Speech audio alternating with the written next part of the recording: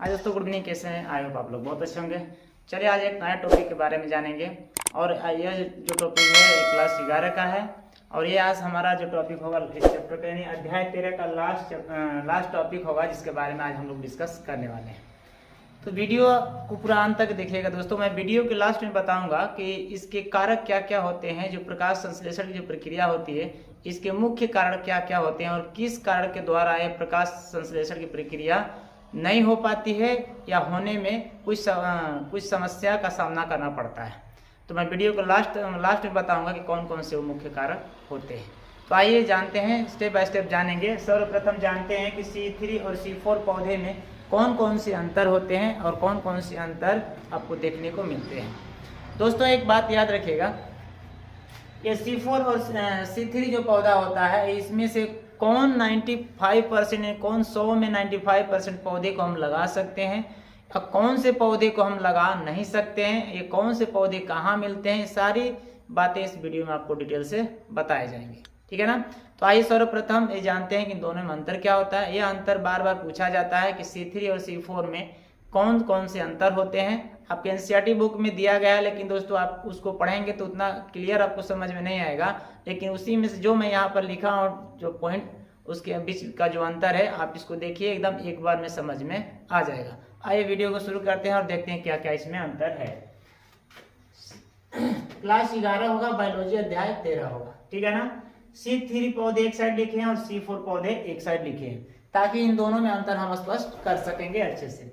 देखिए C3 में क्या कौन से पौधे आ जाते हैं, इसमें 3 कार्बन एसिड होते हैं। सर्वप्रथम हम स्टेप बाय जानेंगे कि इसमें कितने कार्बन होते हैं। 3 कार्बन की अणुओं की संख्या होती है, 3 कार्बन होते हैं। C3 यानी 3, इसमें कितने होते हैं? कार्बन। ठीक है ना। C का मतलब क्या होता है? कार्बन, उसीलिए 3 इसके आगे दिया गया है। कार्बन का मतलब 3, कार्बन कितने हैं? 3 है।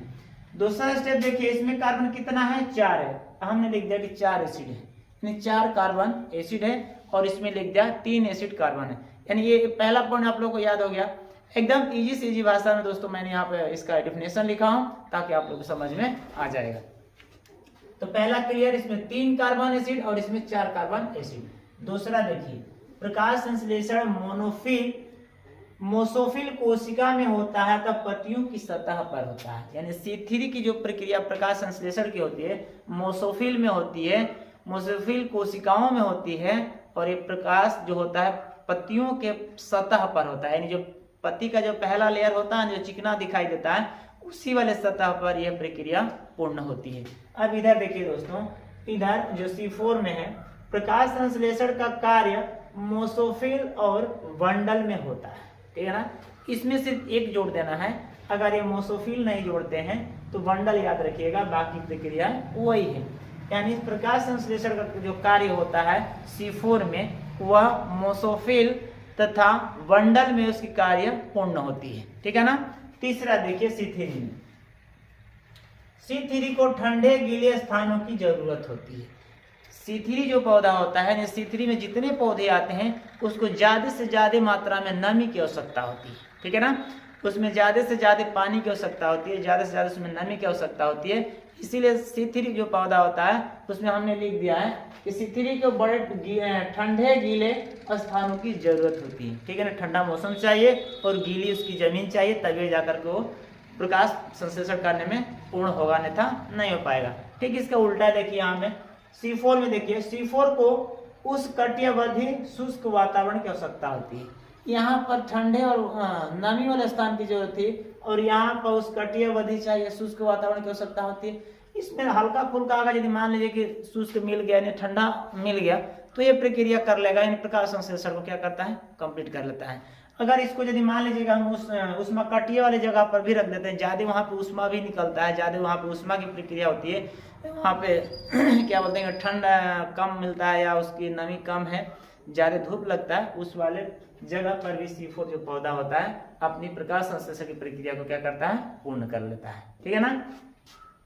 इसमें का अगला देखिए दोस्तों टॉपिक, 95% हरे पौधे होते हैं। ये जो C3 होता है ना 100 में 95% होते हैं। हमने अभी बताया वीडियो के स्टार्टिंग में कौन से पौधे कितने 100 में कितने % होते हैं। तो देखिए हरे जो C3 पौधे होता है वो 100 में 95% होता है हरा।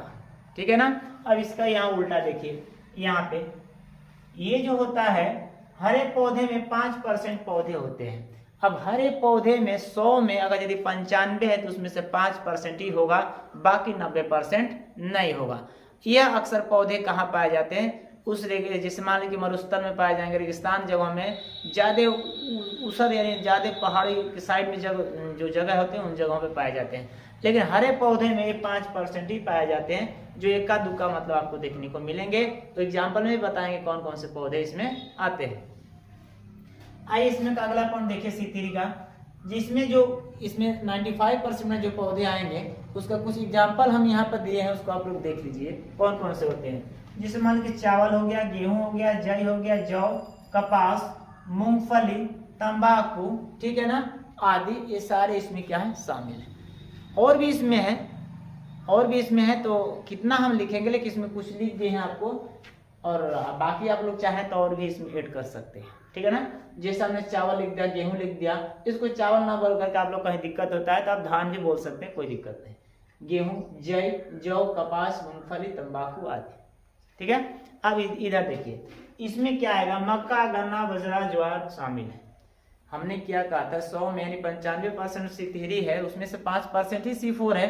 तो इसमें 5% में वही पौधे आएंगे जो कुछ बिना नमी वाले स्थान पे होते हैं। जैसे इन लोगों में नमी की जरूरत नहीं पड़ती है, कम नमी की जरूरत पड़ती है। अगर एक नमी कहीं हल्का सा मिल गया तो इनकी पूरा प्रकाश संश्लेषण की प्रक्रिया कंप्लीट हो जाएगी। जैसे मक्का है, ठीक है ना, इसमें एक पानी दे देंगे तभी कंप्लीट हो जाएगा। गन्ना है, बजरा है, ज्वार है, ये सारी प्रक्रियाएं जो होती हैं, जितने पौधे ये सब कम नमी वाले स्थान पे हैं, और उष्णकटिबंधीय वाले क्षेत्र पे भी लगा देंगे तो ये प्रक्रिया पूर्ण कर लेते हैं, ठीक है।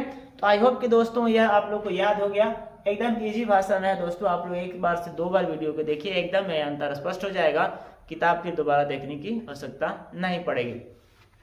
तो आई होप कि यह पॉइंट्स आप लोग क्लियर हो गए, इन दोनों के बीच में अंतर क्या क्या था आप लोग को पता चल गया। अब चलिए दोस्तों अगले हम पॉइंट की तरफ चलते हैं। अब इतना पता चल गया, तब हम जानेंगे कि आखिर इसकी जो प्रकाश संश्लेषण जो प्रक्रिया होती है वो उसके मुख्य कारक क्या क्या होते हैं, उसके मुख्य कारक कौन कौन से हैं, जिसके बारे में हम लोग जानेंगे। अगले टॉपिक की तरफ, अगला टॉपिक हमारा है प्रकाश संश्लेषण के कारक। इसमें प्रकाश संश्लेषण के मुख्य कारक क्या क्या है, इसके बारे में हम लोग विस्तार से जानेंगे, ठीक है ना। तो आइए देखते हैं इसके मुख्य कारक क्या है। पहले बता देते हैं दोस्तों, प्रकाश संश्लेषण के मुख्य कारक 2 होते हैं, एक वाह कारक होता है और एक आंतरिक कारक होते हैं, ठीक है ना। तो सर्वप्रथम हम वाह कारक के बारे में जानेंगे और तब जाकर के आंतरिक कारक के बारे में हम लोग जानेंगे। तो एक एक करके दोस्तों समझते हैं ताकि समझने में आसानी होगी। आइए स्टार्ट करते हैं वाह कारक के तरफ से, ठीक है ना। देखिए वाह कारक हमारे कितने प्रकार के होते हैं, ये आपके 5 प्रकार को देखने को मिलेंगे। सर्वप्रथम प्रकाश होता है, उसके बाद CO2 होता है, उसके बाद जल होता है, उसके बाद तापमान और उसके बाद O2 होता है। इन 5 के बारे में हम लोग विस्तार से जानेंगे दोस्तों। ये प्रकाश संश्लेषण जो प्रक्रिया होती है इसको रोकने का काम करते हैं, इसमें कटिबद्ध करते हैं, इसमें कुछ न कुछ बाधा डालते हैं, ठीक है ना। तो इसको जानिए। सर्वप्रथम क्या है, हमारा प्रकाश है, क्योंकि हम जानते हैं दोस्तों प्रकाश अगर यदि नहीं रहेगा तो हमारे जो पेड़ पौधे भोजन बना नहीं पाएंगे, ठीक है ना। तो प्रकाश को होना अति क्या होता है, आवश्यक होता है। अगर प्रकाश उसको नहीं मिलेगा तो समझिएगा कि वो अपना भोजन कोई भी पौधा होगा बनाने में असक्षम हो जाएगा। लेकिन अगर यदि यह प्रकाश ज्यादा मात्रा में मिलना प्रारंभ हो जाए, ज्यादा से ज्यादा मात्रा में मिले, तो समझिएगा कि इस प्रकाश में कम से कम 9 रंग होते हैं। और 9 रंग जब होते हैं तो 9 रंगों में सबसे ज्यादा तरंगदैर्घ्य उस रंग का होता है जिसका नाम लाल होता है।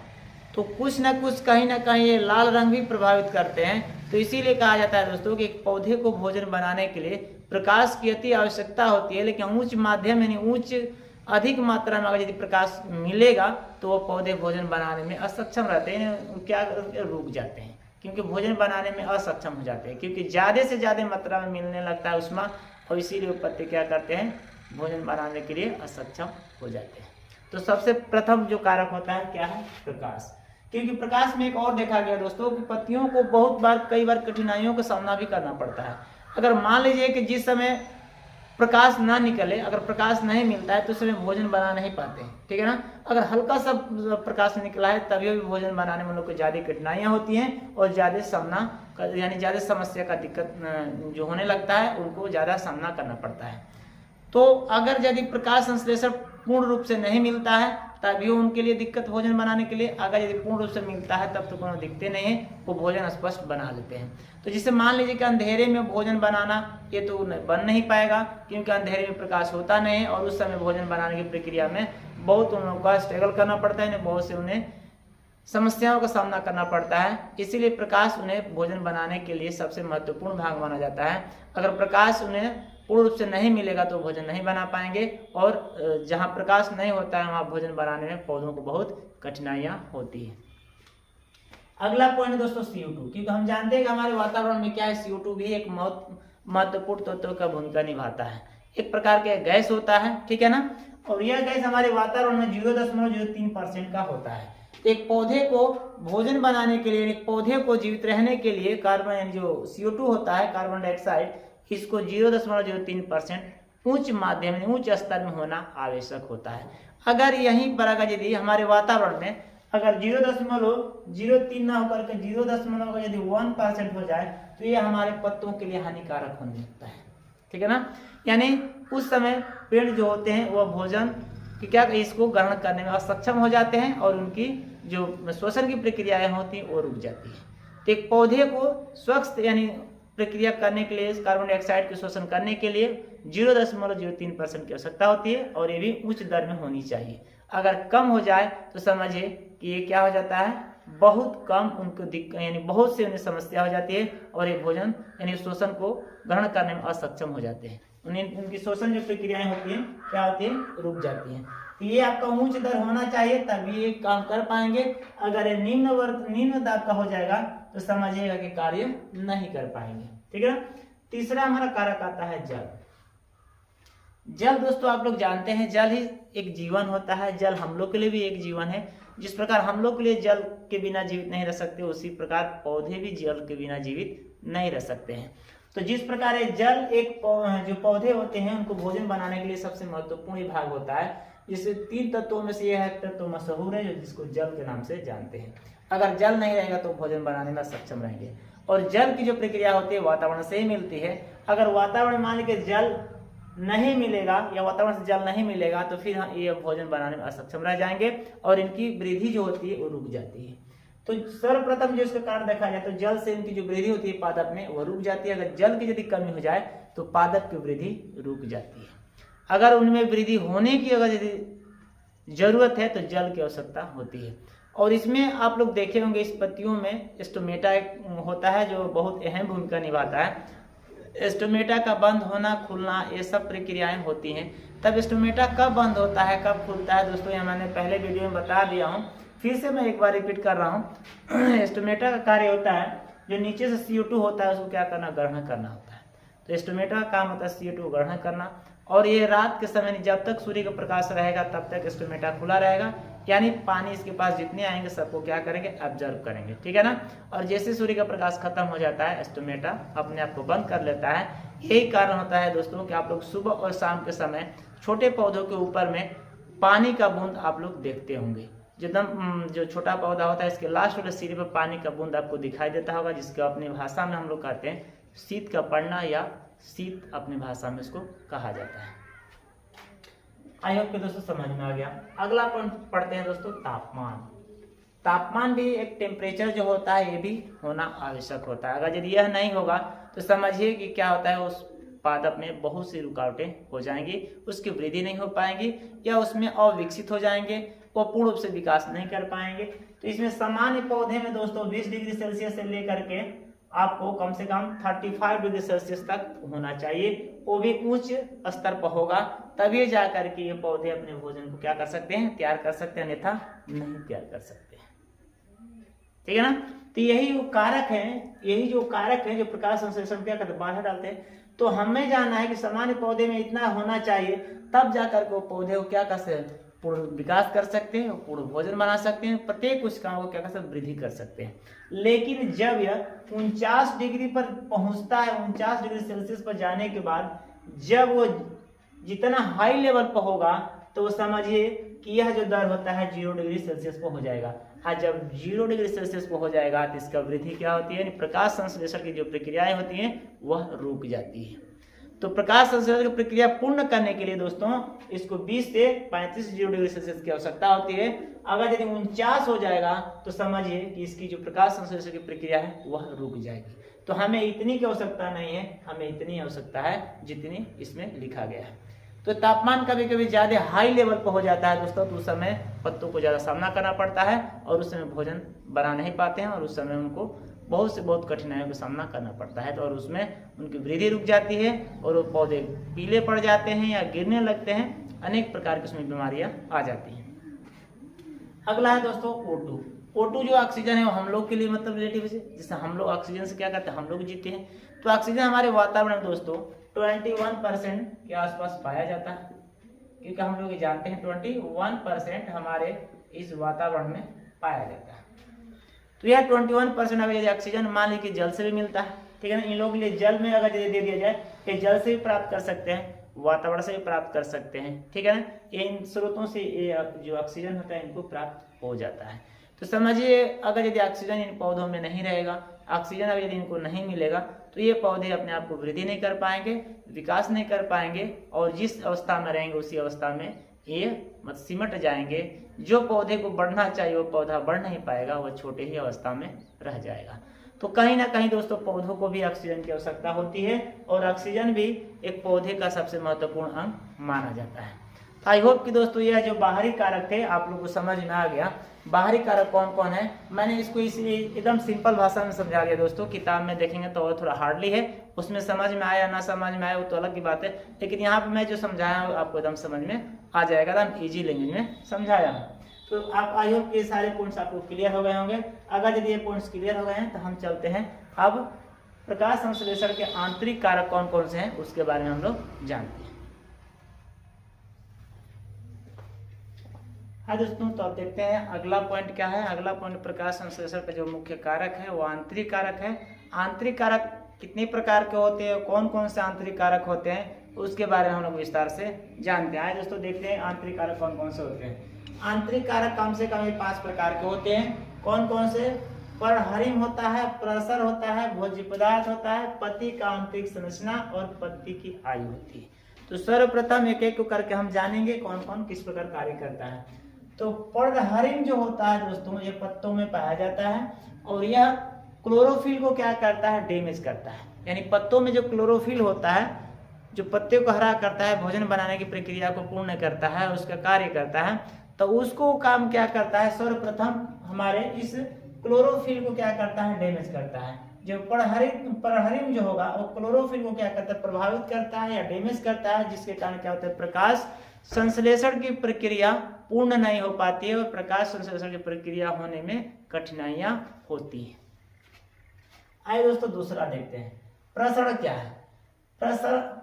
प्ररस क्या है, इसका कारण क्या है, देखिए ये फोटोप्लाज्म में पाया जाता है, पत्तियों के फोटोप्लाज्म में पाया जाता है और ये संश्लेषण को रोकता है। इन जो प्रकाश संश्लेषण की जो प्रक्रिया होती है ना उसको ये क्या करता है दोस्तों, इसको रोक देता है, जिसके कारण क्या होती है, आगे की जो प्रक्रिया होती है वो नहीं हो पाती है और रुक जाती है। पत्ती को चोट लगने पर प्रकाश संश्लेषण को भी रोकता है। जैसे मान लीजिए किसी पत्ती को चोट लग गया, कोई पत्ती में जख्म हो गया, तो उस पत्ती में जो प्रकाश की प्रक्रिया होती है, प्रकाश संश्लेषण की प्रक्रिया होनी चाहिए, उसको ये क्या करता है, कम कर देता है, उसके दर को कम कर देता है, जिसके कारण उसमें वृद्धि नहीं हो पाती है और पत्तियां फिर से अपने आप में विभाजन करने में असक्षम हो जाती हैं। तो यह प्रक्रिया इसमें ये प्ररस में होता है, ठीक है ना। तीसरे में देखिए दोस्तों भोज्य पदार्थ। भोज्य पदार्थ का जमाव करना, इसका काम होता है भोजन क्या करना, जमाव करना, ठीक है ना। यानी जो भोज्य पदार्थ, जितने भोज्य पदार्थ होते हैं उन सबका क्या करना, जमाव करना, भोजन को रोकना, ठीक है ना। कुछ समय तक अगर यदि मान लो भोजन को ये रोक देगा, एक स्थान से दूसरे स्थान नहीं लेकर जाएगा या नहीं भेजेगा, तो उस समय क्या होता है, भोजन की दर जो होती है बहुत क्या होती है, डैमेज, यानी कम दर हो जाती है, यानी बहुत कम हो जाती है, क्योंकि एक स्थान से दूसरे स्थान नहीं जाएगा तो प्रक्रिया बंद होने के कगार पर आ जाएगी, वो प्रक्रिया पूर्ण रूप से चालू नहीं हो पाएगी। यही कारण होता है कि जो भोज्य पदार्थ होते हैं वो जमाव करके रखता है और एक स्थान से दूसरे स्थान नहीं भेजता है, जिसके कारण क्या होता है, दर उसकी कम हो जाती है। और जब ये भोज्य पदार्थ को फिर एक स्थान से दूसरे स्थान भेजने लगता है या स्थानांतरित करने लगता है, तो उस समय इसकी दर क्या हो जाती है, बढ़ जाती है और ये प्रक्रिया पूर्ण रूप से कार्य करने लगती है। तो इसका कार्य होता है भोजन के जमाव करना, रोकना और उसको प्रभावित करना। ठीक है ना। अगले पॉइंट देखिए, पत्ती का आंतरिक संरचना में क्या होता है दोस्तों, प्रकाश संश्लेषण की प्रक्रिया को क्या करना, पूर्ण करना। इसका सिर्फ यही काम है, प्रकाश संश्लेषण की प्रक्रिया को क्या करना, पूर्ण करना। अगर ज्यादा मात्रा में हो तो क्लोरोफिल यानी क्लोरोप्लास्ट को क्या करता है, प्रभावित करता है और डैमेज करता है। अगला देखिए, पत्ती की आयु क्या होती है। पत्ती की आयु में देखिए दोस्तों, आप लोग दो प्रकार का देखते हो, एक पत्ती देखते हो पीले होकर गिर जाती है और एक जब गिरती है तो एक नई पत्ती निकलती है।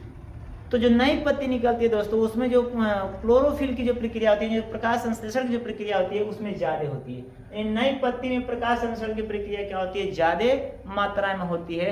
और पुरानी जो पत्तियां होती है उसमें प्रकाश संश्लेषण की प्रक्रिया बहुत कम होती है, क्योंकि उसमें प्रकाश संश्लेषण की प्रक्रिया यानी क्लोरोफिल नहीं होता है, समाप्त हो जाता है। और यही कारण होता है कि उसमें प्रकाश संश्लेषण की प्रक्रियाएं कम हो जाती है, बहुत कम, बहुत नाक बराबर हो जाती है और वही कारण की पत्तियां गिर जाती है। आई होप कि दोस्तों ये पूरा पॉइंट्स आप लोगों को समझ में आ गया होगा और यह चैप्टर आज हमारा कंप्लीट हो गया। जो कुछ पादों में प्रकाश संश्लेषण की जो प्रक्रिया है, ये प्रक्रिया समाप्त हो गई, यानी यह चैप्टर आज हम समाप्त कर दिए। अब फिर अगले वीडियो में हम नए चैप्टर के साथ आएंगे और नए चैप्टर के साथ में डिस्कस करेंगे। तो आई होप कि जितना पॉइंट्स मैं बताया हूँ सारा पॉइंट्स आप लोगों को क्लियर हो गया होगा। अगर सारे पॉइंट्स क्लियर हो गए हैं तो मेरे वीडियो को लाइक कर दीजिए, मेरे चैनल को सब्सक्राइब कर दीजिए। एकदम ईजी भाषा में समझने के लिए और इजी भाषा में जानने के लिए मेरे साथ बने रहिए। बस आज के लिए इतना ही जानेंगे और आज इजाजत दीजिए, फिर अगले वीडियो में मिलते हैं। तब तक के लिए जय हिंद, जय भारत।